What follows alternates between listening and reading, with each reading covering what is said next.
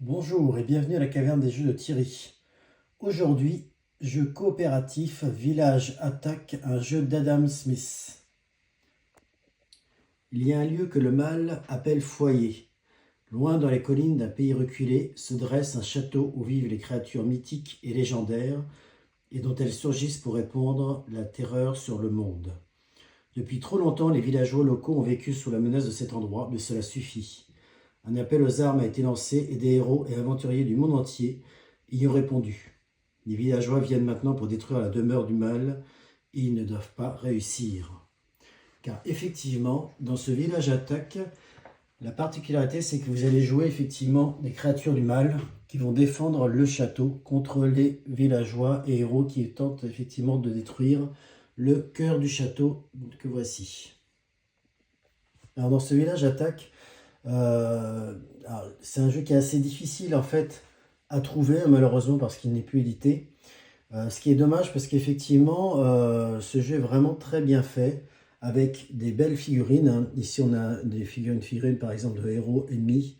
Vous avez vos figurines aussi donc du mal, hein, des monstres en fait qui vont défendre le château. Tout est plutôt bien détaillé, pas mal de figurines assez détaillées. Des tuiles qui sont, on va dire, correctes en termes de qualité, je dirais. Des belles tuiles aussi hein, pour représenter vos monstres hein, qui vont défendre effectivement le château.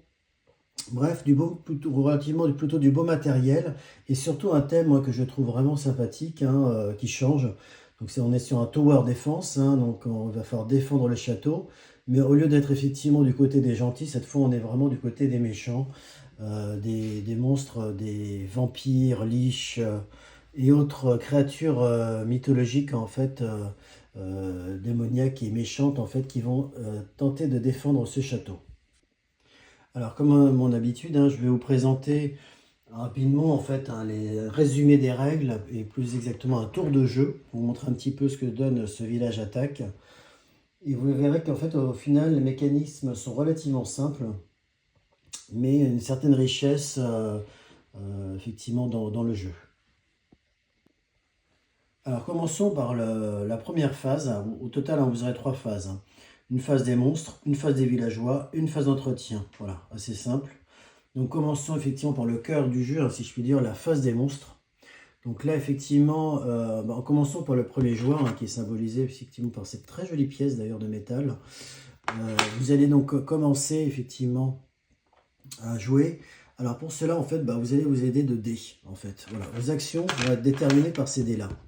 Vous allez lancer les dés et ensuite appliquer les effets, réfléchir à ce que vous allez pouvoir faire. Donc vous voyez en fait sur une fiche de monstre, vous avez son nom, en fait, sa caractéristique, enfin ce qu'il représente. Ensuite, vous avez les différents pouvoirs. Alors au début, effectivement, vous n'avez qu'un seul pouvoir hein,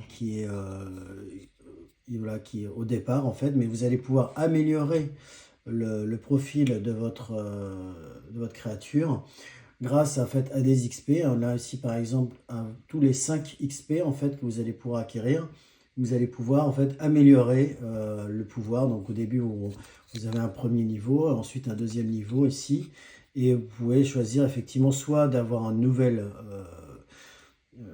on va dire une nouvelle caractéristique ou alors améliorer une caractéristique existante. Donc vous allez pouvoir comme ça améliorer votre héros, votre monstre en fait. Vous avez effectivement aussi donc le nombre de points de vie hein, qu'il a, donc ici par exemple 6 points de vie. Et ensuite, donc, ce que vous allez faire, c'est lancer les dés et voir ce que vous pouvez faire avec.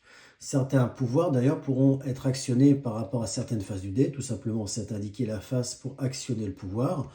D'autres, en fait, vont pouvoir vous servir, par exemple, donc, si c'est le bouclier, vous servir à vous défendre. Donc, à ce moment-là, vous pourrez le mettre dans la case ici, défense. En fait, en défense, sur la case défense, vous allez pouvoir mettre soit un bouclier, soit effectivement cette face ici, qui en fait est une contre-attaque. Donc quand vous allez vous défendre, en fait vous allez mettre donc ce dé de côté, donc vous allez ensuite remplacer par le petit jeton, puisque les dés vont être utilisés pour le héros suivant. Donc vous allez pouvoir vous défendre contre deux attaques. enfin plutôt contre une attaque de 2 points d'attaque maximum. Ce qui veut dire que si par exemple vous avez 2 villageois qui vous attaquent, les villageois attaquent, le paysan de base hein, attaque avec 1 point d'attaque, et bien si vous en avez 2 qui attaquent, voilà, si vous avez 2 paysans qui vous attaquent, en fait, le bouclier va vous protéger contre un paysan. Il peut vous défendre jusqu'à 2 points d'attaque, mais pas contre le deuxième en fait. C'est vraiment une attaque jusqu'à un maximum de 2 points d'attaque. Voilà. Donc, ça c'est le bouclier. Vous avez effectivement la contre-attaque. Tout simplement, en fait, si on vous attaque, vous allez vous répondre et pouvoir donc finalement terrasser l'ennemi. Alors, vous allez pouvoir infliger autant de blessures à un ennemi qu'il vous attaque avec succès. Voilà, tout simplement. Donc, si on vous attaque avec 2 points d'attaque, à ce moment-là, vous répondrez avec 2 points d'attaque, tout simplement. Donc, ça peut être très utile aussi. Vous avez effectivement possibilité de mettre des dés en réserve. Vous avez aussi possibilité de mettre n'importe quelle combinaison de dés, n'importe quel dé en fait pour faire pour bouger en fait votre héros. Alors tout simplement on le bouge hein, d'une case à une autre. Donc si par exemple je mettais 2 dés ici, n'importe quel dé, je pourrais bouger mon monstre en fait jusqu'à 2 cases, tout simplement. Donc il y a une certaine voilà, liberté effectivement dans ce qu'on peut faire, voilà, une réflexion à faire par rapport aux dés qu'on va mettre en réserve aussi, hein, pour une utilisation plus tard, pour se défendre, pour bouger, et puis bien sûr, si vous avez, alors ce symbole-là, ça veut dire qu'en fait vous allez attaquer au corps à corps. Si vous avez ce symbole-là, vous allez attaquer à distance. Vous allez faire une attaque à distance ou une attaque au corps à corps. Par exemple, vous pouvez avoir des effets particuliers, comme par exemple, ici, vous avez le Guladan, là, Gulanan, en fait, qui a ce coup de fouet, en fait, qui permet, par exemple, d'augmenter hein, la puissance de l'attaque si on met ce symbole-là de dé sur le coup de fouet. Voilà. Donc, et puis bien sûr, vous avez ce symbole-là qui est le symbole en général de magie. Alors, par exemple, effectivement, en l'utilisant ici, on va pouvoir faire un certain nombre d'actions avec la liche, par exemple. Donc, tout ça pour dire qu'en fait, vous allez lancer les dés et puis vous allez, avec ces dés, agir avec votre héros, hein, enfin votre monstre. Vous allez pouvoir donc le faire bouger, attaquer, activer bien sûr des aptitudes, interagir avec un objectif éventuellement.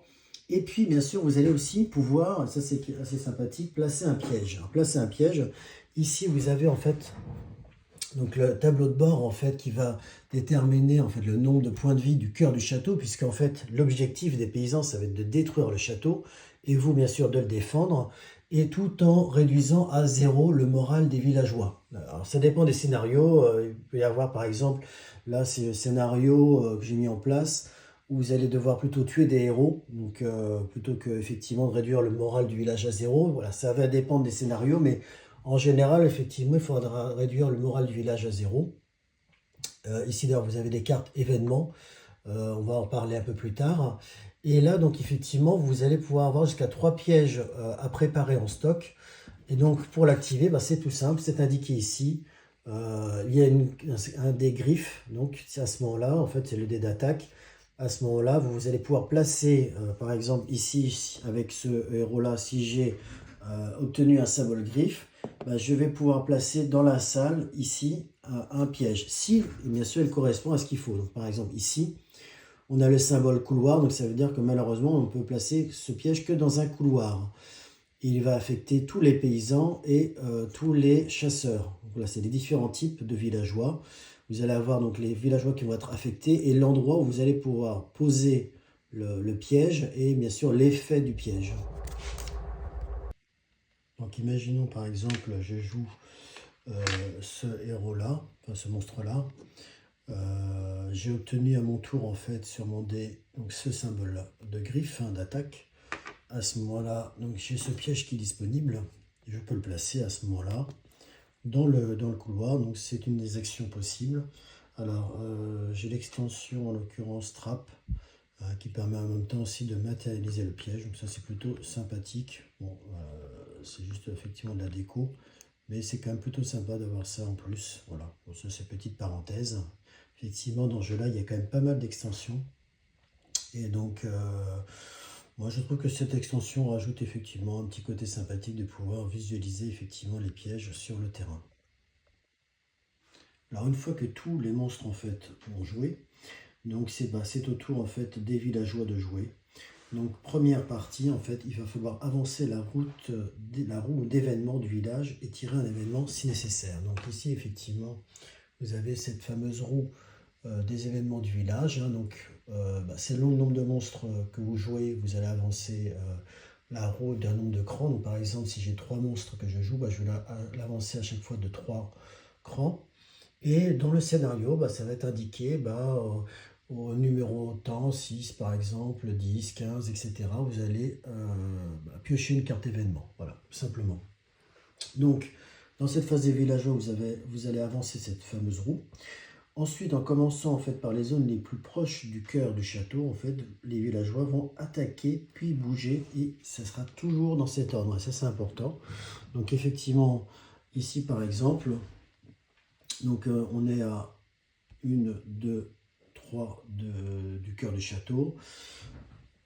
Ici, on a 1, 2, 3. Donc, effectivement, entre ces deux zones-là, ce sont les zones les plus loin du château. À ce moment-là, hein, donc entre celle-là et celle-là.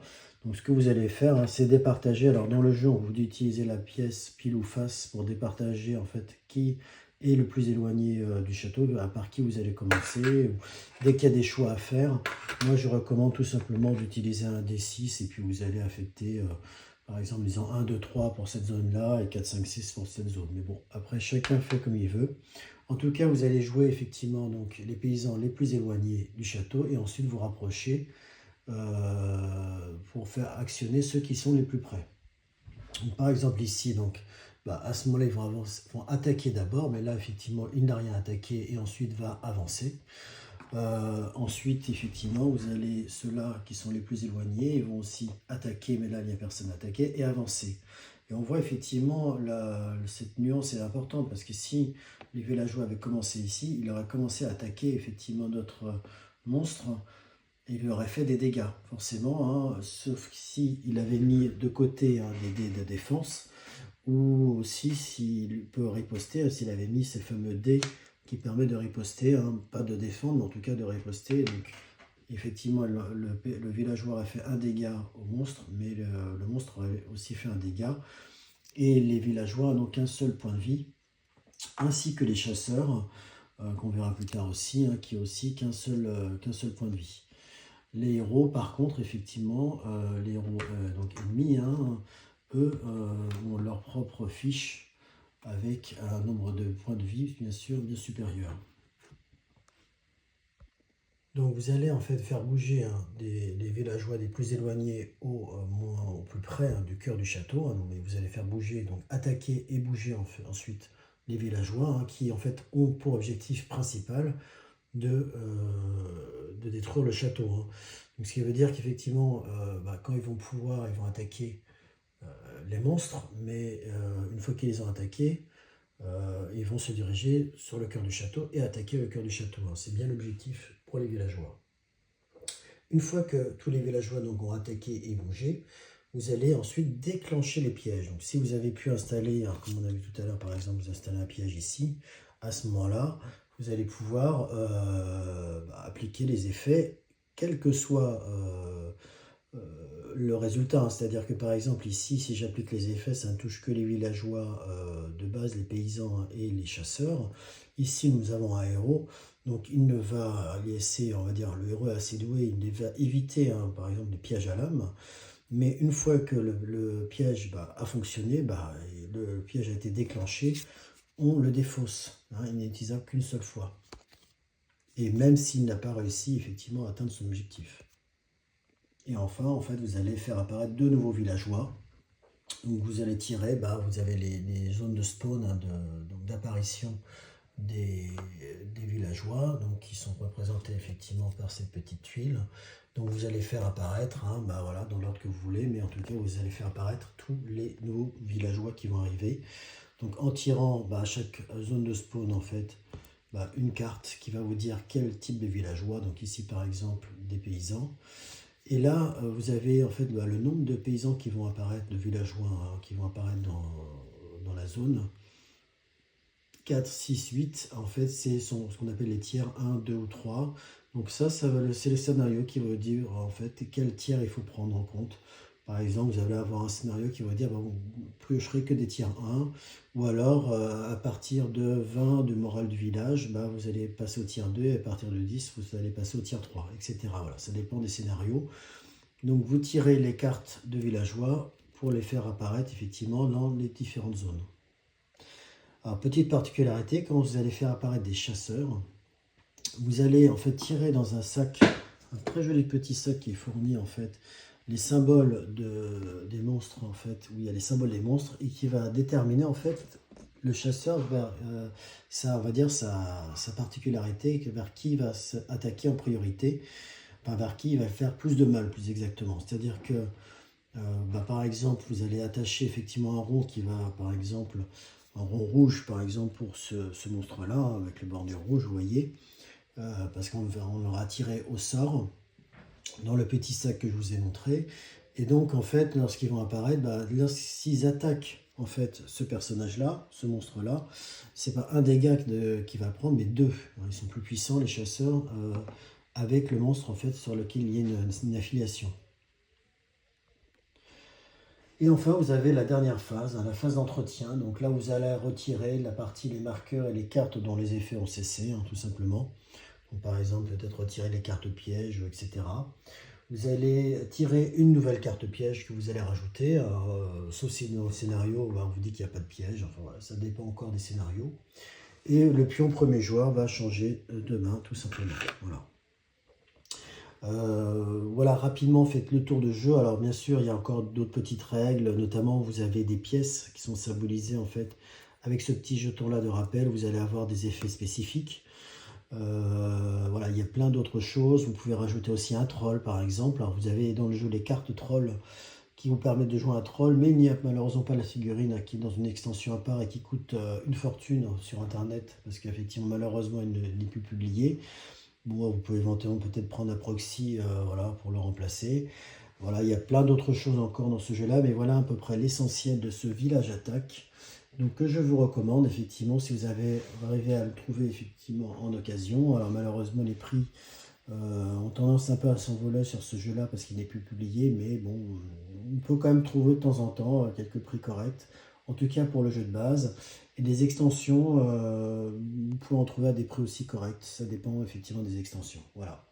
Merci d'avoir vu la vidéo. N'hésitez pas à vous abonner et à mettre un pouce pour encourager la chaîne.